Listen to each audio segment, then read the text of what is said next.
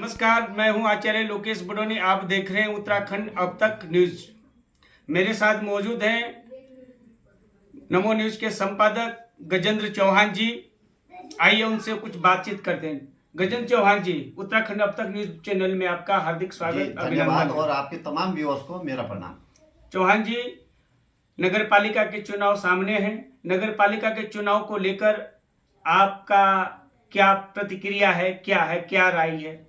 देखो मधुर जी, हमने विगत 5-7 वर्षों में जितने भी चुनाव आए हैं उन सभी में पार्टिसिपेट किया है और हमने एक टैगलाइन हर चुनाव में हमारी होती है, नमो नारायण एक टैग हैशटैग है हमारा। उस हैशटैग के माध्यम से तमाम लोग चुनाव में जुड़ते हैं और जो हम आह्वान करते आए हैं उस प्रत्याशी को समर्थन दिया है। अभी भी जो पीछे जो भी चुनाव हुए हैं उन सब में हमारी जो टैगलाइन है नमो नारायण, उसके साथ लोगों का जुड़ाव है और आगे भी जुड़ाव बना रहेगा।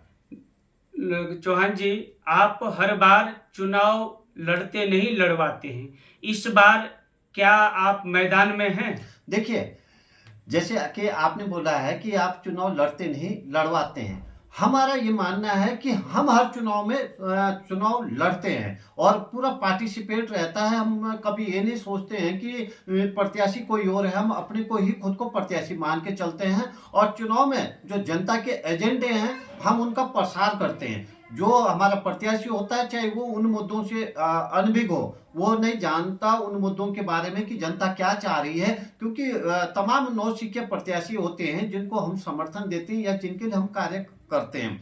तो हर बार ऐसा होता है, हम तमाम मुद्दे, चाहे वो भ्रष्टाचार के मुद्दे हो चाहे रोजगार का विषय है, हमने बेरोजगारों का विषय हमेशा हमने सर्वोच्च प्राथमिकता पर रखा है और इन प्राथमिकताओं के लिए हम हमेशा कार्य करते आए हैं और कार्य करते रहेंगे। और जो भी चुनाव हो, बेरोजगारी हमेशा प्रमुख मुद्दा है। हमने सरकार से हमेशा कहा है कि तमाम प्रकार की नदी नालों में अरबों रुपए बहा रही है सरकार। हम कहते हैं यार बेरोजगारों पे खर्च करो नहीं, इसको उनकी स्किल डेवलपमेंट करो। अभी आपने देखा है जो हमारे शहर में कमल नदी है, इस पे सुनने में आया है कि पिछले कई सालों में लगभग 1 अरब रुपए इस नदी में बहाए हैं। सरकार ने आज कहीं नहीं दिख रहा है। नगर पालिका को लेकर के विकास की पहली प्राथमिकता क्या है? देखो, नगर पालिका के लिए विकास की मेरी पहली प्राथमिकता हमेशा से रही है कि देखिए पीछे क्या हुआ कि आपको पता है कि जो राजकुमार जी हैं, पूर्व विधायक यहाँ के, वर्तमान में दर्जाधारी राज्य मंत्री हैं, जब इन्होंने कांग्रेस पार्टी छोड़ी 2022 के चुनाव से पहले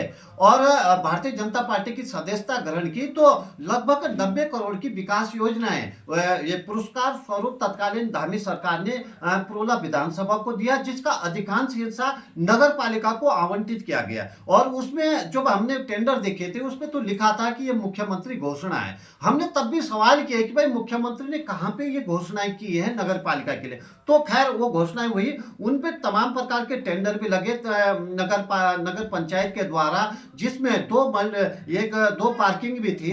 एक तो मल्टी लेवल पार्किंग थी जिसका कार्य भी चल रहा था, जो गतिमान था कार्य, दोनों पार्किंगों पे कार्य गतिमान था। लेकिन जो कतिपय नेताओं को विकास अच्छा नहीं लगा, विकास के अवधारणा के खिलाफ लोगों ने जो है इनको सरकार के साथ जो है जिस तरह भी उन्होंने परस्यूड किया मामले को, चाहे आला अधिकारियों को मनाया या मुख्यमंत्री के समक्ष क्या मुद्दा रखा उन्होंने, और इन लोगों ने जो योजनाएं हैं उनको विलुप्त करवा दिया। उसका खामियाजा ये भुगत रहे हैं कि एक जो पहाड़ है आज वो पुरोला के तामाखानी यानी कि वर्णावत पर्वत बन गया। वो बरसात में वहां पे भूधसा हो रहा है, लगातार खतरा बना हुआ है। लोग अगर नीचे किसी गाड़ी है उनकी दबने की आशंका है और कुछ भी हो सकता है। दूसरी पार्किंग है पेट्रोल पंप के निकट है, मधुर जी, पेट्रोल पंप के निकट है, जो गतिमान कार्य है, वहां सड़क अब दुर्घटना का पॉइंट बन गया है, कभी भी दुर्घटना हो सकती है।